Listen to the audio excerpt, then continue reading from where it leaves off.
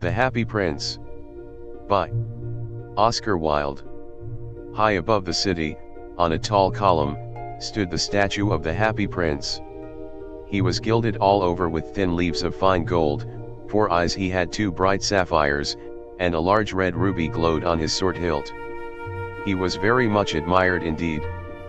"He is as beautiful as a weathercock," remarked one of the town councillors who wished to gain a reputation for having artistic tastes, "only not quite so useful," he added, fearing lest people should think him unpractical, which he really was not. "Why can't you be like the Happy Prince?" asked a sensible mother of her little boy who was crying for the moon. "The Happy Prince never dreams of crying for anything." "I am glad there is someone in the world who is quite happy," muttered a disappointed man as he gazed at the wonderful statue. "He looks just like an angel," said the charity children as they came out of the cathedral in their bright scarlet cloaks and their clean white pinafores. "How do you know?" said the mathematical master, "you have never seen one." "Ah, but we have, in our dreams," answered the children, and the mathematical master frowned and looked very severe, for he did not approve of children dreaming. One night there flew over the city a little swallow. His friends had gone away to Egypt 6 weeks before, but he had stayed behind, for he was in love with the most beautiful reed. He had met her early in the spring as he was flying down the river after a big yellow moth, and had been so attracted by her slender waist that he had stopped to talk to her. "Shall I love you?" said the swallow, who liked to come to the point at once, and the reed made him a low bow. So he flew round and round her, touching the water with his wings, and making silver ripples. This was his courtship, and it lasted all through the summer.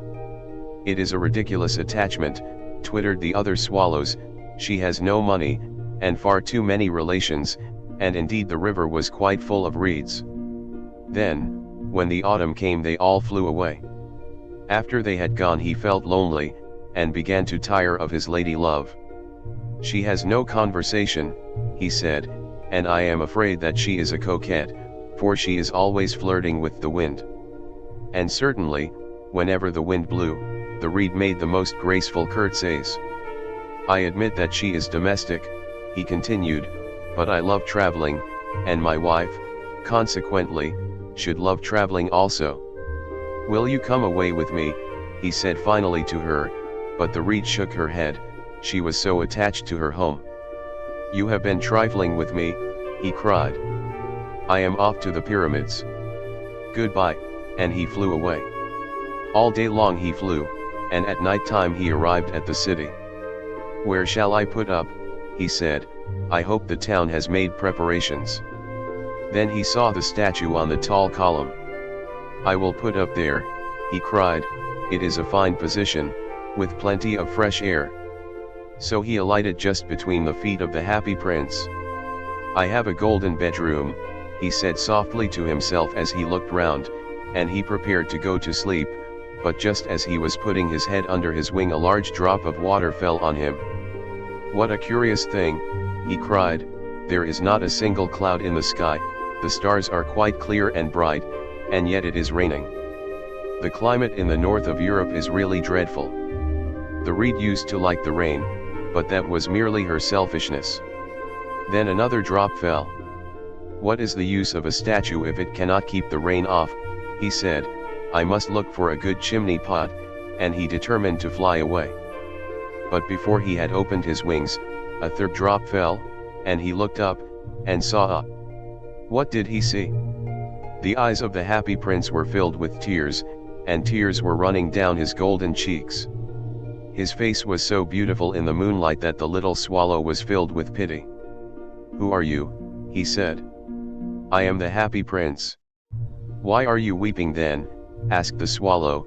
"You have quite drenched me." "When I was alive and had a human heart," answered the statue, "I did not know what tears were, for I lived in the palace of Sanssouci, where sorrow is not allowed to enter.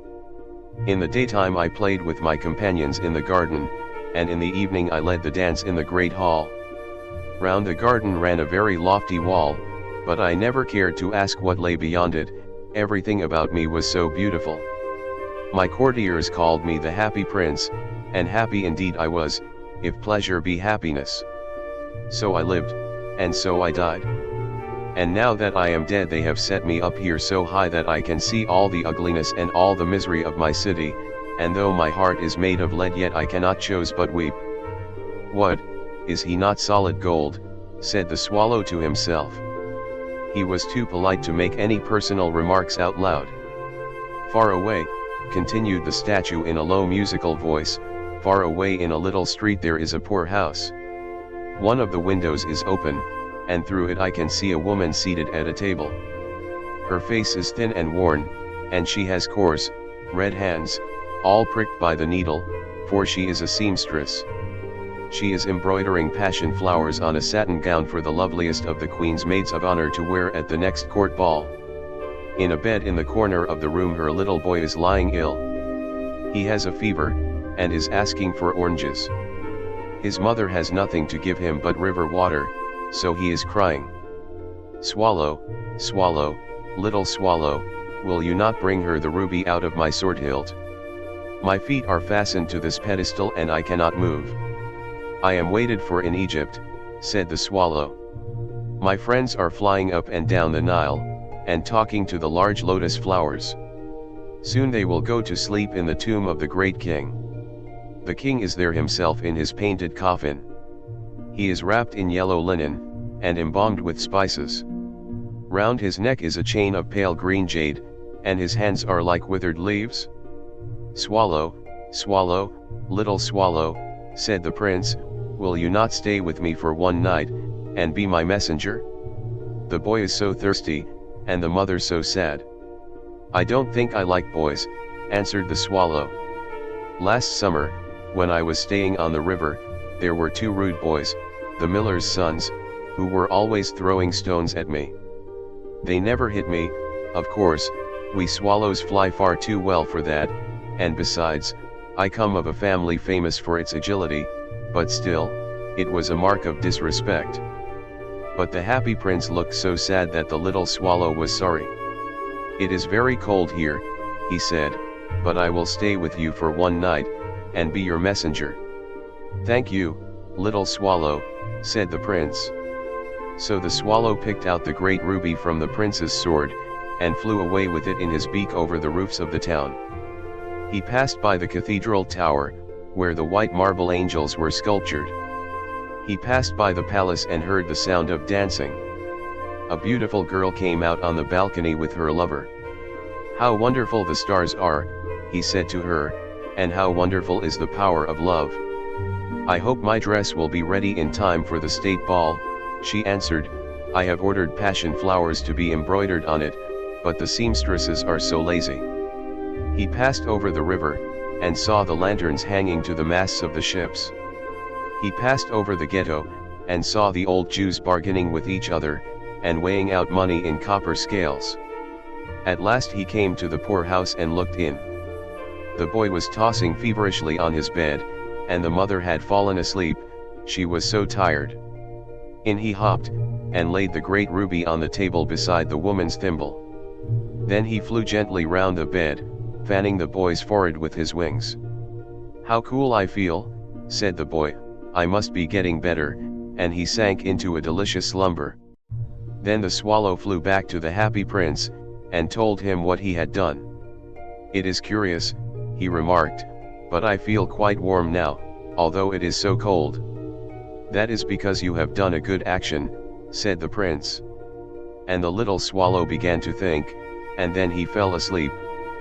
Thinking always made him sleepy. When day broke he flew down to the river and had a bath. What a remarkable phenomenon, said the professor of ornithology as he was passing over the bridge. A swallow in winter.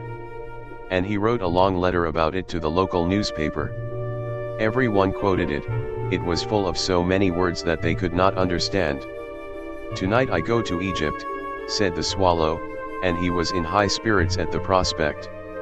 He visited all the public monuments, and sat a long time on top of the church steeple. Wherever he went the sparrows chirrupied, and said to each other, what a distinguished stranger, so he enjoyed himself very much. When the moon rose he flew back to the happy prince. "Have you any commissions for Egypt?" he cried. "I am just starting." "Swallow, swallow, little swallow," said the prince, "will you not stay with me one night longer?" "I am waited for in Egypt," answered the swallow. "Tomorrow my friends will fly up to the second cataract. The river horse couches there among the bulrushes, and on a great granite throne sits the god Memnon. All night long he watches the stars, and when the morning star shines he utters one cry of joy, and then he is silent. At noon the yellow lions come down to the water's edge to drink. They have eyes like green beryls, and their roar is louder than the roar of the cataract." "Swallow, swallow, little swallow," said the prince, "far away across the city I see a young man in a garret. He is leaning over a desk covered with papers, and in a tumbler by his side there is a bunch of withered violets. His hair is brown and crisp, and his lips are red as a pomegranate, and he has large and dreamy eyes. He is trying to finish a play for the director of the theater, but he is too cold to write any more. There is no fire in the grate, and hunger has made him faint. I will wait with you one night longer," said the swallow, who really had a good heart. "Shall I take him another ruby?" "Alas! I have no ruby now," said the prince, "my eyes are all that I have left. They are made of rare sapphires, which were brought out of India 1,000 years ago. Pluck out one of them and take it to him. He will sell it to the jeweler, and buy food and firewood, and finish his play." "Dear prince," said the swallow, "I cannot do that," and he began to weep. "Swallow, swallow, little swallow," said the prince, "do as I command you." So the swallow plucked out the prince's eye, and flew away to the student's garret. It was easy enough to get in, as there was a hole in the roof. Through this he darted, and came into the room. The young man had his head buried in his hands, so he did not hear the flutter of the bird's wings, and when he looked up he found the beautiful sapphire lying on the withered violets. "I am beginning to be appreciated," he cried, "this is from some great admirer. Now I can finish my play," and he looked quite happy. The next day the swallow flew down to the harbor. He sat on the mast of a large vessel and watched the sailors hauling big chests out of the hold with ropes. "Heave ahoy," they shouted as each chest came up. "I am going to Egypt," cried the swallow, but nobody minded, and when the moon rose he flew back to the happy prince. "I am come to bid you goodbye," he cried. "Swallow, swallow, little swallow," said the prince, "will you not stay with me one night longer?" "It is winter," answered the swallow, "and the chill snow will soon be here. In Egypt the sun is warm on the green palm trees, and the crocodiles lie in the mud and look lazily about them. My companions are building a nest in the temple of Baalbek, and the pink and white doves are watching them, and cooing to each other. Dear prince, I must leave you, but I will never forget you, and next spring I will bring you back 2 beautiful jewels in place of those you have given away. The ruby shall be redder than a red rose, and the sapphire shall be as blue as the great sea." "In the square below," said the happy prince, "there stands a little match girl. She has let her matches fall in the gutter, and they are all spoiled. Her father will beat her if she does not bring home some money, and she is crying. She has no shoes or stockings, and her little head is bare. Pluck out my other eye, and give it to her, and her father will not beat her." "I will stay with you one night longer," said the swallow, "but I cannot pluck out your eye. You would be quite blind then." "Swallow, swallow, little swallow," said the prince, "do as I command you." So he plucked out the prince's other eye, and darted down with it. He swooped past the match girl, and slipped the jewel into the palm of her hand. "What a lovely bit of glass," cried the little girl, and she ran home, laughing. Then the swallow came back to the prince. "You are blind now," he said, "so I will stay with you always." "No, little swallow," said the poor prince, "you must go away to Egypt." "I will stay with you always," said the swallow, and he slept at the prince's feet. All the next day he sat on the prince's shoulder, and told him stories of what he had seen in strange lands. He told him of the red ibises, who stand in long rows on the banks of the Nile, and catch goldfish in their beaks, of the Sphinx, who is as old as the world itself, and lives in the desert, and knows everything, of the merchants, who walk slowly by the side of their camels, and carry amber beads in their hands, of the king of the mountains of the moon, who is as black as ebony, and worships a large crystal, of the great green snake that sleeps in a palm tree, and has 20 priests to feed it with honey cakes, and of the pygmies who sail over a big lake on large flat leaves, and are always at war with the butterflies. "Dear little swallow," said the prince, "you tell me of marvelous things, but more marvelous than anything is the suffering of men and of women. There is no mystery so great as misery. Fly over my city, little swallow, and tell me what you see there." So the swallow flew over the great city, and saw the rich making merry in their beautiful houses, while the beggars were sitting at the gates. He flew into dark lanes, and saw the white faces of starving children looking out listlessly at the black streets. Under the archway of a bridge 2 little boys were lying in one another's arms to try and keep themselves warm.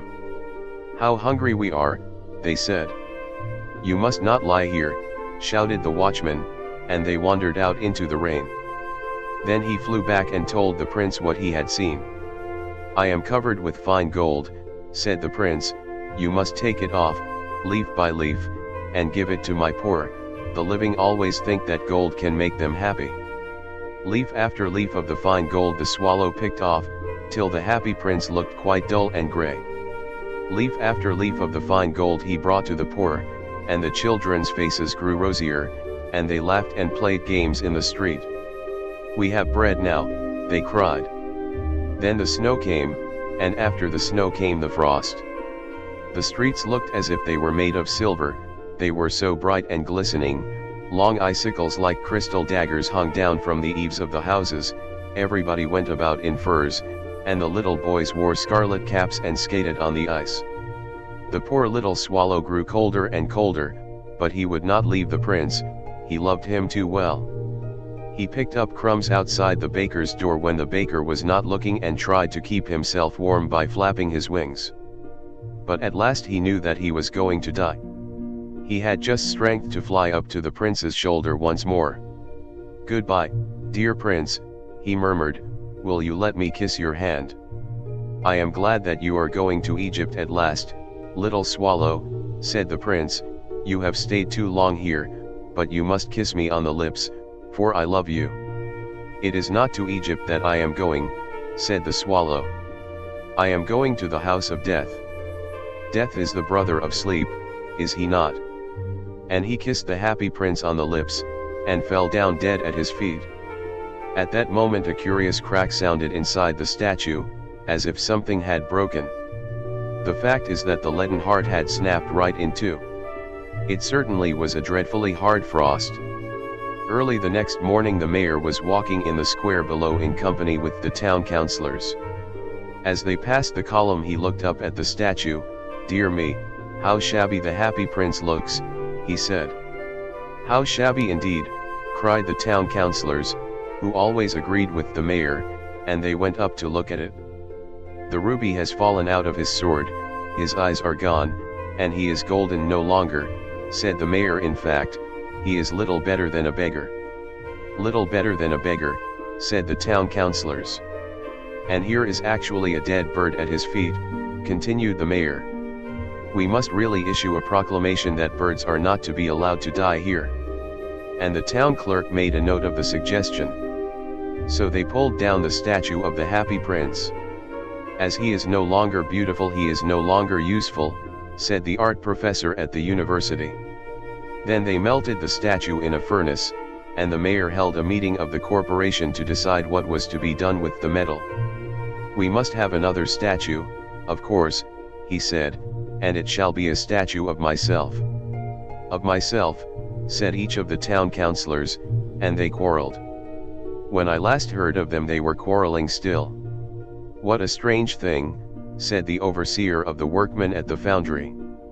"This broken lead heart will not melt in the furnace. We must throw it away."